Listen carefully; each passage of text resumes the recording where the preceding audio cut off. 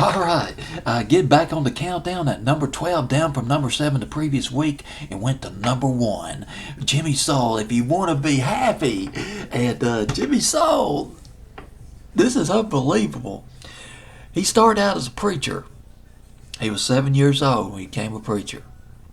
As a teenager, he did gospel music. He was touring with various gospel groups across the southeastern U.S. He got popular in Norfolk, Virginia. And it was there he was discovered by a guy named Frank Gouda. It's Guida. I'll just pronounce it as Gouda. Frank Gouda. You don't know the beginning of it. I'll tell you the beginning of it. Frank Gouda discovered Gary U.S. Bonds. Frank Gouda produced their hits Quarter to Three in New Orleans, a fabulous rock and roll record from 1960. Frank Gouda discovered, his real name, Jimmy Soul's real name, I wrote it down, James Lewis McLeese. He was originally from North Carolina.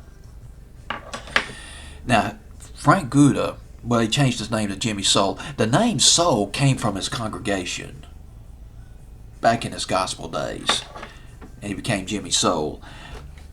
Jimmy Soul was recruited by Frank Gouda just to sing songs, to sing on demos, sing songs that were handpicked for. I don't know how to say it right. To sing songs that were handpicked for Gary U.S. Bonds. I guess he was basically just a demo singer. Is what I'm trying to say. For Gary U.S. Bonds. But he did put out a couple of records in the early 60s, Twist and Matilda, and of course, If You Want to Be Happy, his biggest hit. One other thing about this record, If You Want to Be Happy, it was based on a song called Ugly Woman. It was recorded in 1934. Ugly Woman. It was recorded by a guy named Roaring Lion. That was his moniker. He was a calypso singer from Trinidad. So If You Want to Be Happy, based on a song that came out in 1934 rather. Jimmy Soul, If You Want to Be Happy.